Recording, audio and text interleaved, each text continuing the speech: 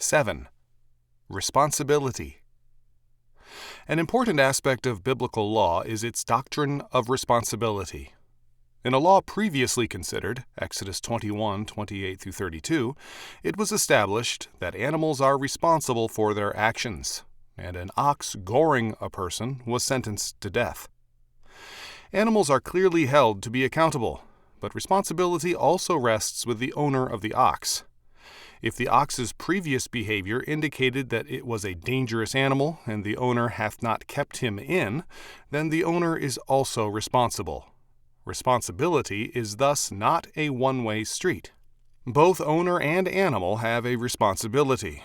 This being case law, the reference is to the ox, and to more than an ox, as St. Paul made clear with respect to the law concerning the muzzling of an ox treading out grain. Deuteronomy 25:4, 1 Corinthians 9:9, 1 Timothy 5:18. In terms of this, certain observations can be made. First, a parent is responsible for a child if nothing is done to curb, punish, or bring to judgment an irresponsible or delinquent child.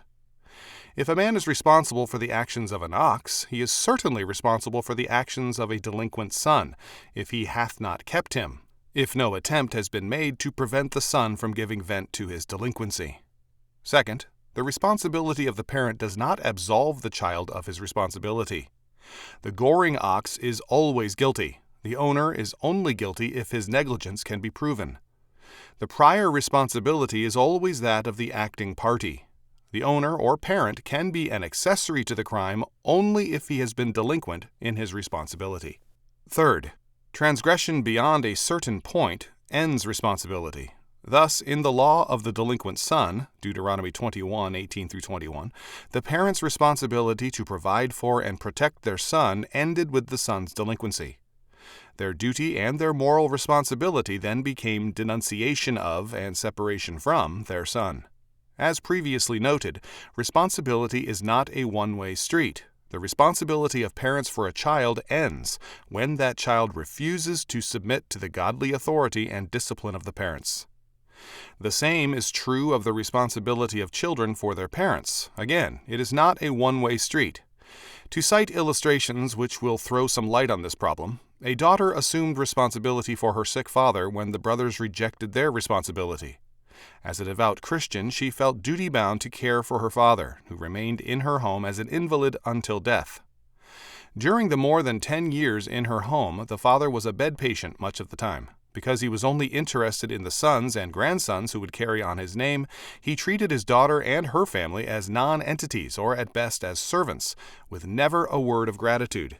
He made out his will in favor of his sons and their sons, although his sons were both prosperous. He gave lavish gifts at holidays to his sons and their sons, and never gave a gift nor a thanks to his daughter and her family. Clearly, the daughter's interpretation of the law was faulty. As surely as an ungodly son must be cast out and turned over for judgment, so an ungodly father, for his conduct revealed him to be such, had no place in her home, having denied plainly any responsibility to it. Another illustration. A mother, a militant liberal or modernist in religion, made her home with her daughter and son-in-law, both devout Orthodox believers. The mother regarded the family's faith, church, and family worship with contempt, belittled it to her grandchildren, and daily ridiculed her daughter for her quote-unquote ignorant reactionary faith. Having denied openly the authority of her son-in-law, and having denied the faith of the family, she had forfeited any right to its care and protection. The family's patient suffering was not godly. Because responsibility is a two-way street, the mother had the duty to respect the family's faith, her son-in-law's authority, and her daughter's devotion.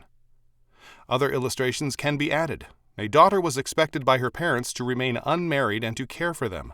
Lacking friends because of their bad character, they demanded that she include them in all her social activities. The result was that the girl lost all her friends because of her parents. From start to finish, the relationship was lawless, and the daughter's sense of responsibility was misguided.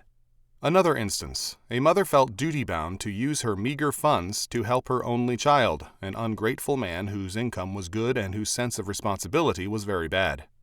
The mother limited herself severely to provide him the luxuries he demanded as necessary to maintain a pretended social position.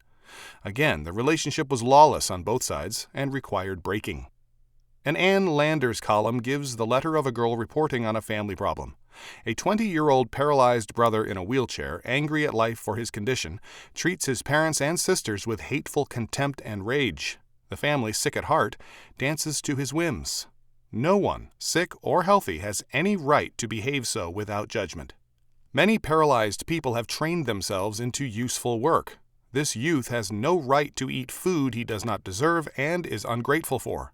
Thus, we may say that not only does transgression beyond a certain point end responsibility, but fourth, if responsibility is maintained beyond that point, it becomes a robbery.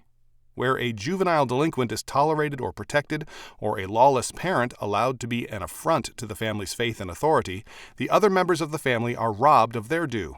Unconditional honor and service are due to God alone, not to man.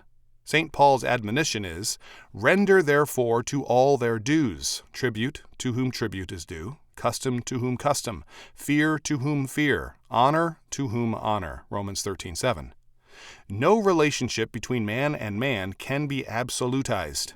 We have no absolute bond which ties us unconditionally to any man, either to obey or to love him. Marriage is dissolved by certain transgressions. The parent's duty to the child is nullified by his incorrigible conduct. The child's duty to the parent is limited by his prior obedience to God and the maintenance of God's law order. In every human relationship, the only absolute is God's law, not man's relationship. Fifth, not only does the absolutizing of a human relationship involve theft, in that the indulgence of a delinquent family or society member is the robbing of another, but it also involves theft Godward as well as manward. It is an infraction of God's order to indulge evil. It involves robbing one person of his due in order to reward or indulge another, and this means also the violation of God's order to continue man's disorder. To repeat again, responsibility is not a one-way street. If the ox, an animal of limited intelligence, is accountable for his acts, then every man in his station is also responsible. In every relationship, there is responsibility on every side by every person. Modern man is hostile to responsibility. He replaces responsibility with sensitivity, sensitivity being defined as awareness of humanity. Thus, a rebellious nun of the Immaculate Heart of Mary Sisters defies authority and declares, quote, "These men, church officials, have no right to make a judgment when they don't know us," end quote.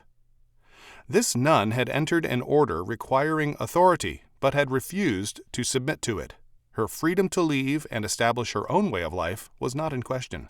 She denied the principle of any responsibility beyond that which she owed to herself. Similarly, an actor, Steve McQueen, complained about the views of Midwestern farmers, adding, quote, "When they understand that black people make love and they make it good, then we'll be on our way. We've got to learn to live together," end quote. For McQueen, the fact of being human, of belonging to a species, is the only criterion for judgment. Responsibility, morality have nothing to do with man.